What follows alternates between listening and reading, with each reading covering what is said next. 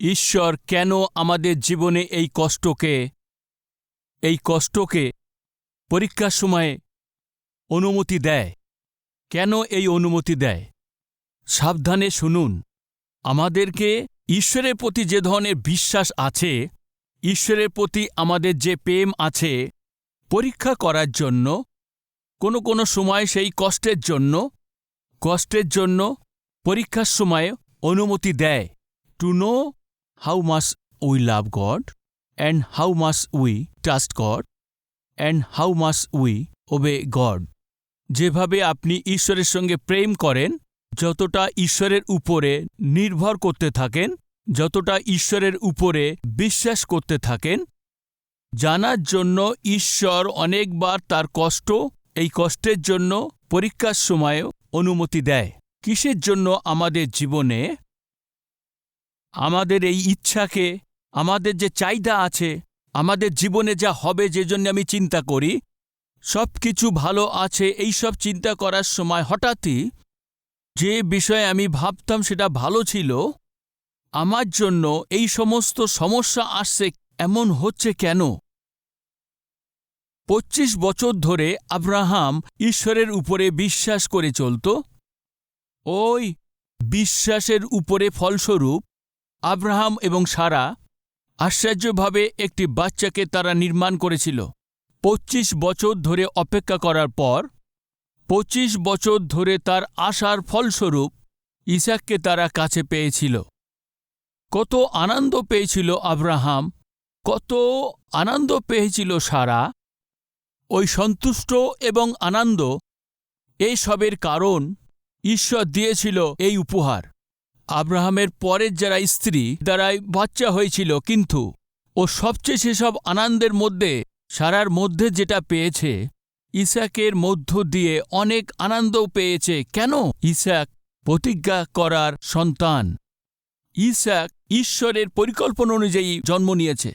ঈশ্বরের ইচ্ছে অনুযায়ী আমরা যা কিছু পাই, ও সাধারণ রূপে সম্পূর্ণভাবে আনন্দ আমাদেরকে দেয়। ওই সন্তুষ্ট এবং আমাদের সম্পূর্ণ আনন্দ আব্রাহাম এবং সারা তারা অনুভব করেছিল এবং আনন্দ পেয়েছে। সন্তুষ্টর সঙ্গে আগে আগে চলছে। বছর একের পর এক চলে যাচ্ছে। এইভাবে বছরের পর বছর চলে যাচ্ছে। আব্রাহাম এবং সারা ঈশ্বরের ইচ্ছে অনুযায়ী তাদের জীবনকে এগিয়ে নিয়ে যাচ্ছে। হঠাৎই জানা নেই কেননা আব্রাহামকে কেন ঈশ্বর পরীক্ষা করতে চাইছে। এর আগে তার সন্তান ছিল না, কিন্তু সে আমার পিছনে চলত। ওর আগে ওর কাছে একটা আশা ছিল, ওই আশা পূর্ণ করার জন্যে আমি ছিলাম। এই জন্য এইভাবে সে আমার পিছনে চলছে, আমাকে অনুসরণ করেছে। সত্য না? আমাদের সঙ্গে সাধারণভাবে লোকরা আমাদের সঙ্গে কি করে? ঈশ্বরের কাছে নিজের ইচ্ছাকে পূর্ণ করতে আসে, নিজের কষ্টকে উদ্ধার পেতে আসে। ওই কষ্ট এবং তার ইচ্ছা পূর্ণ হওয়ার পর সে কি করে? ঈশ্বরকে সে ছেড়ে চলে যায়, ঈশ্বরকে সে ত্যাগ করে, ঈশ্বর থেকে সে দূরে চলে যায়। কি এমন লোক নেই কি আপনি জানেন? এমন লোক আমাদের মধ্যে আছে কি নেই? কষ্টের সময়, দুঃখের সময়, কমের সময়, হ্যাঁ, এইভাবে যখন থাকে, সেখান থেকে বাইরে আসার জন্য ঈশ্বর ঈশ্বর ঈশ্বর প্রার্থনা করতে থাকে। ওই কষ্ট, নষ্ট, দুঃখ, সমস্যা দূর হবার পর ঈশ্বরকে ভুলে যাওয়ার জন্য কত লোক আছে না?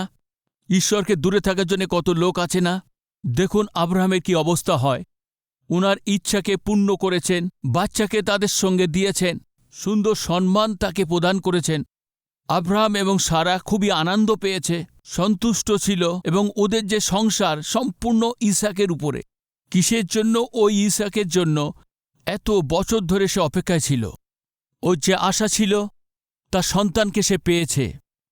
যেভাবে সে চেয়েছিল সেইভাবে সে সন্তানকে পেয়েছে। সব ঠিক আছে, সব ঠিক আছে, শান্তির সঙ্গে তারা ছিল। হঠাৎই ঈশ্বর আব্রাহাম এইভাবে তাকে বলল। আব্রাহামকে এইভাবে ডাকার পরে আব্রাহাম ঈশ্বরের খুব কাছের ছিলেন।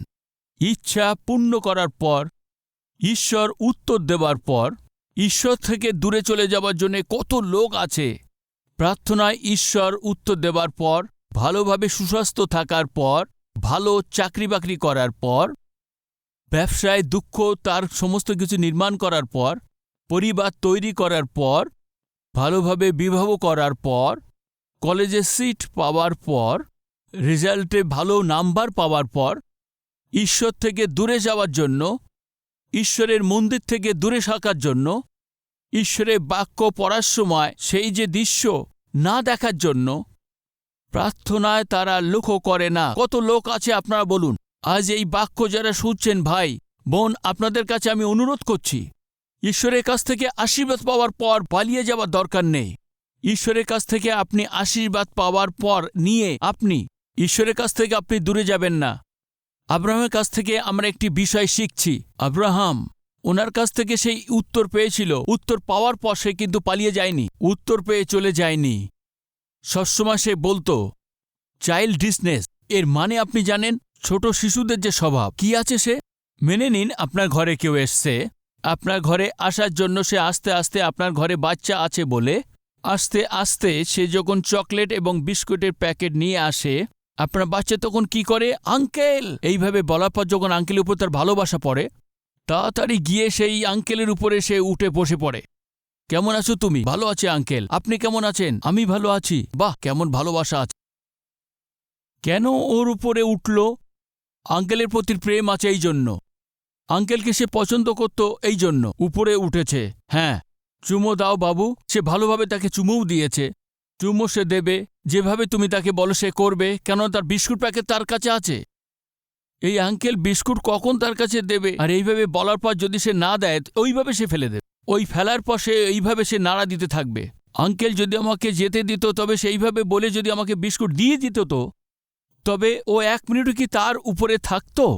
বিস্কিট প্যাকেট পেতেই তাকে দেরি হচ্ছে, ও আস্তে আস্তে এদিকে ওদিকে এদিকে ওদিকে এদিকে ওদিকে আসছে, আঙ্কেল চলে যাচ্ছে আঙ্কেল, এই বলতে বলতে আস্তে আস্তে ওখান থেকে চলে যেত। কেননা তার সেই আঙ্কেলের প্রয়োজন ছিল না, ওর আঙ্কেলের ভালোবাসার দরকার নেই, আঙ্কেলের সঙ্গে সময় কাটানো নাই। তবে কি আঙ্কেল যেটা নিয়ে এসছে, ওই চকলেটের প্যাকেট বিস্কুট প্যাকেট তার চাই।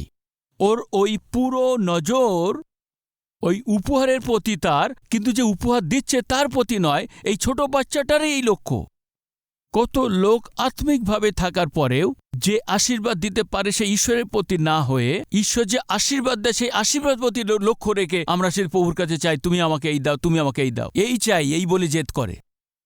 ওই বিষয়ের ওপরে মন লাগিয়ে ও যেটা চাইছে ওর ওই চিন্তায় এইভাবে সে চাইতে চাইতে যেতে দাও আমার মেয়ে এবং সন্তানরা। কতদিন ধরে চাইছো, দেবার পরে দেখিয়ে দেবো ঈশ্বরকে কিসের জন্য দিয়েছেন ঈশ্বর, যা আমার দরকার ছিল ঈশ্বর আমাকে দিয়ে দিয়েছে না। আর এইভাবে যদি আপনি বলেন ঈশ্বরের কাছ থেকে যে আশীর্বাদ আপনি পেয়েছেন তা পাওয়ার পর যদি পালিয়ে যান, তবে শুনুন, এইভাবে যে আশীর্বাদ আপনি পাবেন কখনো আপনার সন্তুষ্ট কখনো দেবে না। অনেকবার আমাদের জীবনে চাই চাই চাই, এইভাবে আমরা চাই, প্রভু দিন দিন দিন, এইভাবে পরীক্ষা করতে থাকি। যা কিছু আপনি পেয়েছেন সেটা পাওয়ার পর যখন আপনি ঈশ্বরের কাছ থেকে পাবেন আশা করেন, এইভাবে পাওয়ার পর ঈশ্বরের জন্য আপনার হৃদয়ে জায়গা না দিয়ে ওই আশীর্বাদকে আপনার সব কিছু আছে এইভাবে সে অনুভব করেন। এরকমভাবে চিন্তা করলে কি হয় জানেন? দেখুন গীতসংহিতা 106:15 পদ, একটি অদ্ভুত বাক্য আপনাদের কাছে এখন বলছি, 14 এবং 15। কিন্তু প্রান্তে অত্যন্ত লোভ করিল, মরুভূমিতে ঈশ্বরে পরীক্ষা করিল, তাহাতে তিনি তাদের পার্থিব তাহাদেরকে দিলেন, কিন্তু তাদের প্রাণে ক্ষীণতা পাইলেন। ওরা যা চেয়েছিল তা সে দিয়ে দিয়েছে, কেননা সে অনেক কিছু পরীক্ষার মধ্যে। ওনারা ওখানে অনেক লোভ করেছে, মরুভূমিতে অনেক তারা লোভ করেছিল, আমাকে ওই চাই, আমাকে ওই চাই, আমাকে ওই চাই, মাংস চাই, মাংস চাই, মাংস চাই, খাও, এইভাবে বলে তাদেরকে দিয়ে দিয়েছে। খাবার শুরু করেছে, এবার মাংস খাবার খাচ্ছে, কিন্তু ওর অন্তরে কি নেই? তৃপ্তি নেই। চোখের সামনে মাংস আছে, মুখে টুকরো আছে, ও এইভাবে চিবাচ্ছে, প্লেট সম্পূর্ণ খালি হয়ে গেছে। কেমন লাগছে? কি হলো? খেয়ে ফেলল, তো কি হলো? কে হলো? কি হলো? মাংস মাংস সে চাইছিল, এখন তার কি হলো? কি হয়েছে জানি না। খেয়েছে, হয়তো সে খায়নি। এই হয় আপনাদের পরিস্থিতি।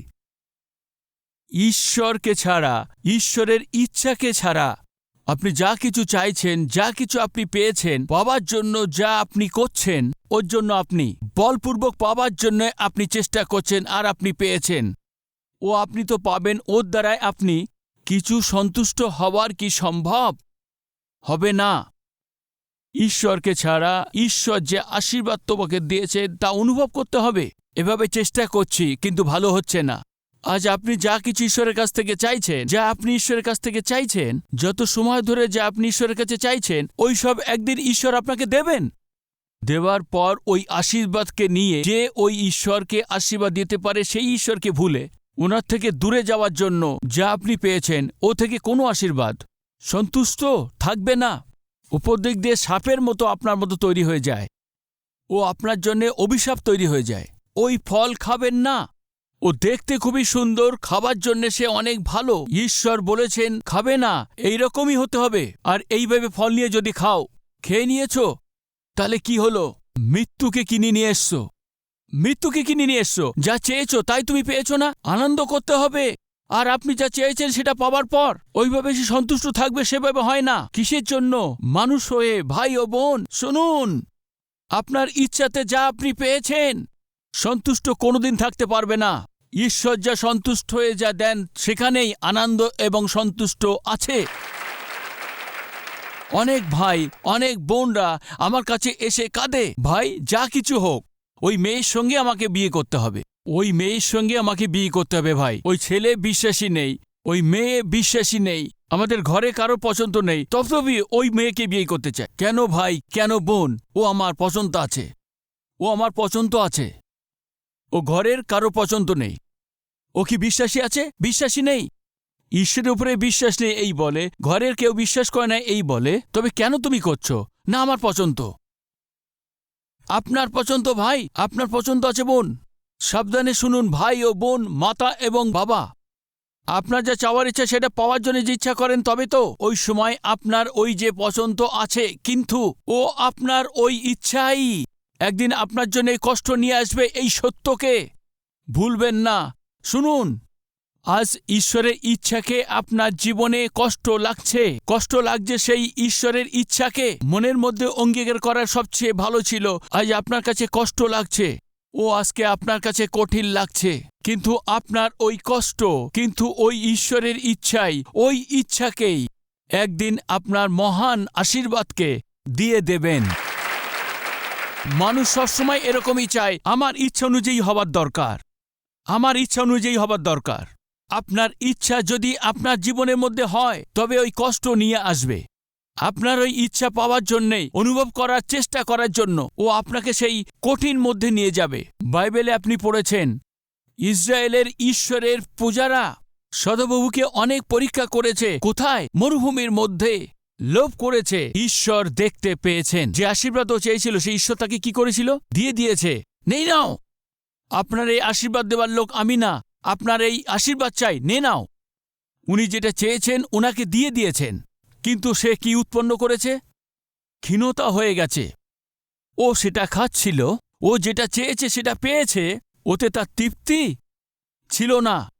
অর্থাৎ বাইক চাই, বাইক চাই, বাইক চাই, এইভাবে আপনি চাইছে, শেষে বাইক কিনে নিয়েছে। বাবা মানা করেছে, মা মানা করেছে, এত পয়সা নেই এইভাবে বলার পরেও তাড়াতাড়ি করে এইভাবে সে বাইক কিনে নিয়েছে। বাইক চাই, বাইক চাই, বাইক চাই, এইভাবে সে চিন্তা করছে।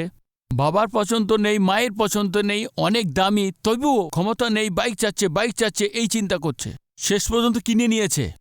কলেজে নিয়ে গেছে, বাইক দেখাতে দেখাতে অহংকারের সঙ্গে বাইক দেখিয়ে বলছে, দেখ কেমন বাইক। তার সমস্ত বন্ধুরা এখানে এসছে, আরে আরে আরে আরে আরে অকেজো লোক, আরে তুই এই বাইক কিনেছিস? হ্যাঁ, কেন, কি হয়েছে? আমরা চিন্তা করছি তুমি 1,50,000 বাইক কিনবে, তুই এই 50,000 বাইক কিনে তুই কাটিং দেখাচ্ছিস, ফালতু বাইক বলছিস। এখন আপনার পরিস্থিতি কেমন? খারাপ পরিস্থিতি আছে। তবে আবার কি হয়েছে এই বাইকে? আরে চুপ করো, এ বাইক কে কিনে দিয়েছে? তবে আবার কি হয়েছে? এরকমই বলবেন, এই হ্যাঁ না, এর চেয়ে ভালো কি আছে? এরকমই। আর আমি ওই বাইকের পাশে আর যাব না। বাইক আমি ছুতেই চাই না। কিসের জন্য? সহজভাবে আজ আপনার ইচ্ছাকে কিছু পাবার যখন আশা আপনি করেন, আপনার সন্তুষ্ট নিজের মধ্যে নেই, কিন্তু অন্যের মুখের উপরে আছে। আর ওই লোক যদি বলে খুবই ভালো হয়েছে, তবে খুবই ভালো অনুভব করে, আহা ওহো বলতে থাকেন। আর যদিও ভালো বলেনি, তবে চেহারা দেখা যাবে। আসলে আপনার সন্তুষ্ট কোথায়, কার মুখে আছে বলুন? আপনার শুনুন বোনরা, স্বামী বলছে আমার কিসের জন্য ৫,০০০ টাকা শাড়ি? আমার বেতন ৮,০০০ আছে, আর ৮,০০০-এর মধ্যে যদি ৫,০০০ শাড়ি নেই তো পুরো মাস কিভাবে চলবে? আমি জানি না তুমি কি করবে, আমি জানি না, কিছুই জানি না। আমার তুমি কিভাবে ৫,০০০-এর শাড়ি দেবে আমি চাই। আর আপনি তো জানেন, এইভাবে বলার পর আপনি তো জানেন কি হবে। যে চিন্তা করছে যে দেবে না, কি করবে আপনি জানেন না। শেষ পর্যন্ত সেই স্বামী যাতে ঝগড়া না হয়, ৫,০০০ টাকার শাড়ি কেনার জন্যে তার ৫,০০০ টাকা দিয়ে দিয়েছে, বাইরের দিক দিয়ে এদিকে ওদিক করে দিয়ে দিয়েছে। আর আপনি এখন গিয়ে এই শাড়ির দোকান ওই শাড়ির দোকানে গিয়ে, আর এখন গিয়ে এক শাড়ির জন্য ১,০০০ শাড়ি উল্টোপাল্টা করে, শেষ পর্যন্ত চিন্তা করে যে শাড়ি কেনার পর আহা অন্যকে সব দেখাতে হবে না শাড়ি। ওর ঘরে গিয়ে সামনে যে ভাবি থাকে তাকে, দেখুন ভাবি কত সুন্দর শাড়ি, শাড়ি কত ভালো দেখুন, এইভাবে সে দেখাতে থাকে। ওই পাশের ভাবি যদি খুশি হয়, তবে খুশির সঙ্গে কত আনন্দ থাকতে পারে। আর ঠিক আছে, এইভাবে সে গিয়ে, আরে কেমন আছেন ভাবি, এইভাবে বলার পর ভাবি ওকে যখন দেখছে, এ কত দামের আছে, কত বললে ৮,৩০০, এ সব মিথ্যে আছে। বলার যে দাম মিথ্যে আছে, আর সব মিথ্যে। এই অহংকারের জীবন আপনি দেখছেন, এ অনেক দুর্ঘটনাদায়ক আছে। ভুলের পর ভুল করতে থাকে। হ্যাঁ ভাবি, ৮,৩০০ রুপিয়া আছে ভাবি, কেমন আছে? এ সত্যি সত্যি ৮,৩০০ এখানে আছে? হ্যাঁ ভাবি, কালকেই আমাদের ঘরেতে এসে ৪টে শাড়ি ৬,০০০ টাকাতে দিয়েছে। ও অন্য কারোর হবে না ভাবি, এ সত্যিকারে আছে ভাবি, সত্যিকারে ভাবি, আমার ৪টে এসছে। আর তুমি অকারণে পাগলের মতো গিয়ে একটা শাড়ি ৮,০০০ টাকা দিয়ে তুমি কিনে নিয়ে এসছো। আমি ৬,০০০ টাকায় ৪টে শাড়ি কিনেছি, একটু দাঁড়িয়ে যাও তোমাকে দেখাচ্ছি। এইভাবে বলে ভিতরে গেছে, ৪টে শাড়ি এনে তাকে দেখিয়ে দিয়েছে। আর ওই ৪টে শাড়ি দেখে আর নিজের শাড়ি দেখে ব্যাস এই পর্যন্তই, চেহারা পুরো খারাপ হয়ে গেছে। সাবধানে করে নিয়ে গিয়ে আলমারিতে রেখে দিয়েছে। আর কখনোই শাড়ির কাছে। এখন আপনার আনন্দ কোথায় আছে? পাশের লোকের মুখের মধ্যে। বুঝতে পাচ্ছেন?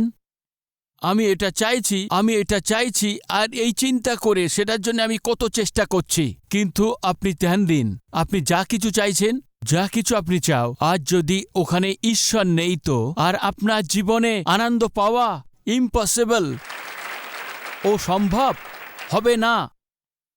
আমার জীবনে আপনি অদ্ভুত বিষয় সত্যকে জানতে হবে। আপনি যা কিছু চাইছেন, ও ঈশ্বরের ইচ্ছা, ঈশ্বরের ইচ্ছা অনুযায়ী হচ্ছে কিনা, এইরকম এই ধরনের একজন বলবান বিচার আপনাকে ভাবতে হবে। এরকম আহ্বান পাওয়ার পর আর আপনি যা কিছু পেয়েছেন ওখানে অনুভব করতে থাকবেন। অনুভব করার সময়ে আনন্দিত হবেন। আনন্দিত হবার সব সময়ে ঈশ্বরের স্তুতি আরাধনা করবেন। প্রভু, আপনার অনুগ্রহে আমি পেয়েছি, অনুভব করছি, আনন্দিত হচ্ছি, আপনাকে ধন্যবাদ দিই পিতা। ঈশ্বর থেকে দূরে চলে যাবেন না। ঈশ্বরের কাছ থেকে আব্রাহাম পেয়েছিল আশীর্বাদকে, পেয়েছিল ওই গর্বের ফলকে, পেয়েছিল প্রতিজ্ঞার পুত্রকে। তারপরে কি হলো? খুব আনন্দ পেয়েছে, খুব আনন্দ পেয়েছে। কি ঈশ্বরকে ছেড়ে দিয়েছে? কি ঈশ্বরকে ছেড়ে দিয়েছে? আর আমার ছেলে হয়েছে, আমার ইচ্ছা পূর্ণ হয়ে গেছে, আর আমার ঈশ্বরের সঙ্গে সম্পর্ক রাখার দরকার নেই। আর আপনি যা কিছু পেয়ে গেছেন, আর আপনার অনুভব করা বলার জন্য ঈশ্বরের সঙ্গে সত্য সম্পর্ক হওয়ার দরকার। আপনি যা পেয়েছেন সেই আশীর্বাদ, আপনি যা পেয়েছেন সেই ফলকে অনুভব করার সময় ঈশ্বরের সঙ্গে ভালো সম্পর্ক থাকা দরকার। আপনি বুঝতে পারবেন সেই ধরনের বলছি। আর বহুত খুশিতে টিভি কিনেছেন, আর বহুত ভালোবাসার মধ্যে টিভি কেনার পরেই টিভি অন হয়ে যাবে কি? অটোমেটিক অন হয়ে যাবে কি? শুনুন বোন, অনেক খুশিতে ওয়াশিং মেশিন কিনে নিয়েছে, অটোমেটিক অন হয়ে যাবে কি?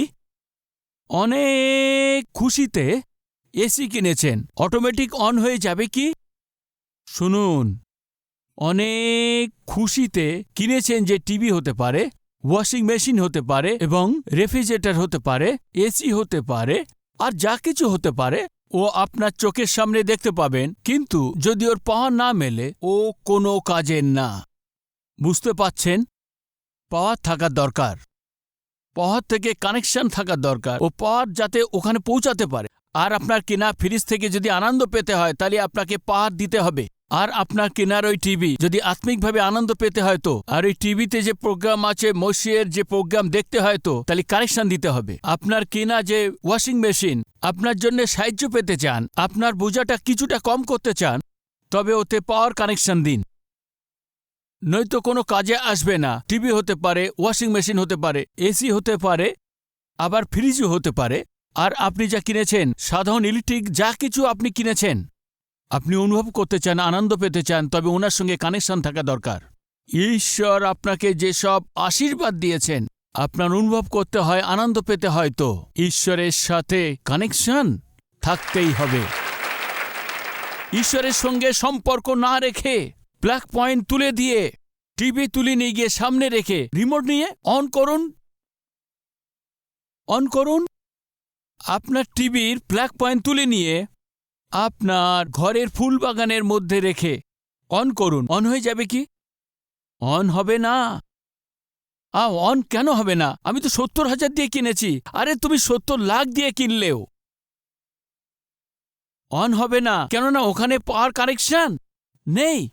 আর আপনি যত দাম দিয়েই কিনুন না কেন, ওখানে পাওয়ার কানেকশন দরকার। আর আপনি কত ঈশ্বর থেকে আশীর্বাদ পেয়েছেন, আর ওনার সঙ্গে যদি আপনার কানেকশন নেই তো অনুভব করতে পারেন না, আনন্দ করতে পারেন না, ঈশ্বরের মহিমা করতে পারেন না। পবিত্র প্রেমিক পিতা, আমার এই প্রিয় ভাই ও বোনদের প্রতি অনুগ্রহ করে অনেকভাবে সোজাসুজিভাবে স্পষ্টভাবে কথা বলেছ, তাই ধন্যবাদ করি আর মহিমা করি।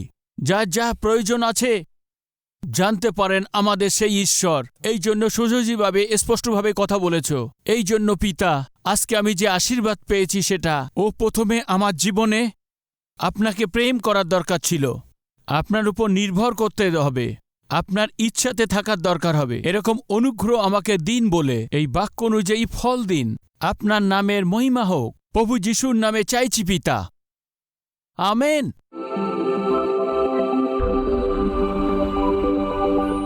प्रभु के नाम से सबको शलोम। मेरा नाम चंद्रशेखर है, मेरी पत्नी का नाम प्रभावती है। हमारे 2 बेटे हैं। हम आई पोलारम विलेज वेस्ट गोदावरी में रहते हैं। मैं किसी पर विश्वास नहीं करता था, परमेश्वर नहीं है मानता था। मेरी शादी होने के बाद मेरी पत्नी के द्वारा मैं चर्च जाना शुरू किया। हमारे घर के पास रहने वाले चर्च को मैं अपनी पत्नी के साथ जाता था। सिर्फ नाम के ही मसीही जैसे मैं अपना जीवन बिताता था। हम अपना खुद का मकान निर्माण करने के लिए सोच रहे थे। मेरे पास 2 लाख रुपये थे, उससे हम पिलर्स निर्माण किए और उसके बाद घर का निर्माण बीच में रुक गया और मेरे पास पैसे नहीं थे। तब मुझे एक आइडिया आया, मैं एक गवर्नमेंट एम्प्लॉय हूँ और मुझे बैंक लोन आसानी से सैंक्शन होगा। जब मुझे यह सोच आया तब मैं बैंक मैनेजर से बात किया।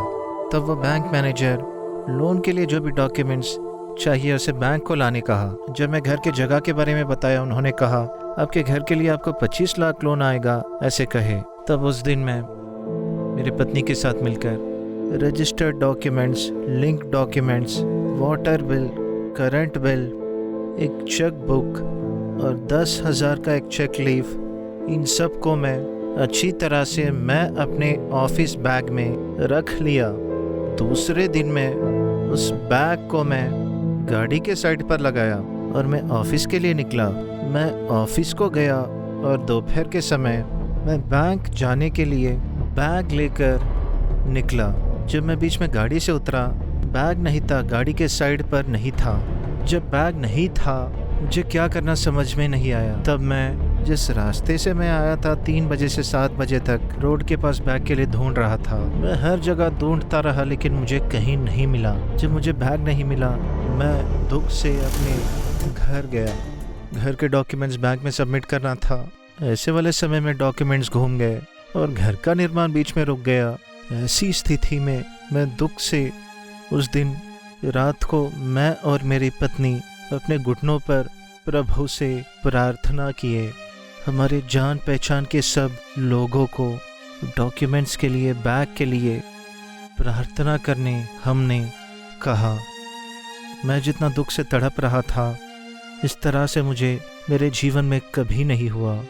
ऐसे लगभग 3 महीने इस तरह से दुख से तड़प रहा था। शायद इस तरह की स्थिति किसी को भी नहीं आया होगा। मैं मेहनत से कमाया और पैसों को इकट्ठा किया, घर का निर्माण किया, और वो डॉक्यूमेंट्स जब घूम गए और मैं बहुत दुखी था, मेरी पत्नी भी दुखी थी। 3 महीने बीतने के बाद घर के निर्माण के काम में एक प्लम्बर काम करने के लिए आया था। हमारे दुख को देखकर वो प्लम्बर मुझसे पूछा। तब मैं जो कुछ भी हुआ मैंने प्लम्बर को बताया। तब वो हमें कलवरी टेम्पल जाइए, वहाँ आप आश्चर्य कार्यों को देखेंगे कहा। सतीश जी आपके लिए प्रार्थना करेंगे, सब कुछ ठीक हो जाएगा, आपकी समस्या दूर होगी और आपका घर का निर्माण भी पूरा होगा और आपको बैंक लोन भी आएगा। आप आइए और सतीश जी से प्रार्थना करवाइए। ऐसे उस प्लम्बर ने मुझसे कहा।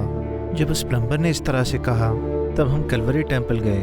विजिटिंग आवर्स में सतीश जी से हम मिले और हमारे दुख के बारे में उनसे कहे और उन्होंने हमारे लिए प्रार्थना किए।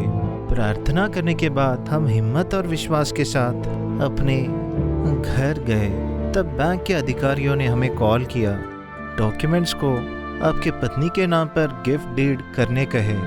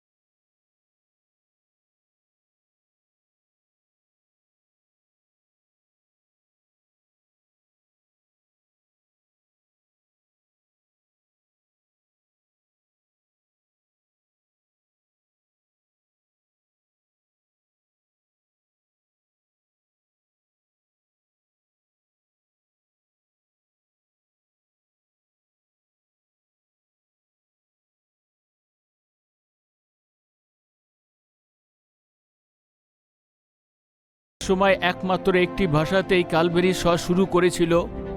আজ কমপক্ষে 450 কার্যক্রম শুধুমাত্র তেলুগুতে নয়, ইংরেজিতে, হিন্দিতে, উর্দুতে, বাংলাতে, গুজরাটিতে, মারাঠিতে, পাঞ্জাবিতে, কানাড়াতে, উড়িয়াতে, তামিলিতে, আমাদের ভারতবর্ষে সকল মুখ্য ভাষাতে আজ কালবেরি শর দ্বারায় ঈশ্বরের বাক্য অনুবাদ করে কোটি লোকের সুসমাচার পৌঁছানোর সৌভাগ্য ঈশ্বর দিয়েছেন। এ কেমনভাবে সম্ভব হয়েছে জানেন?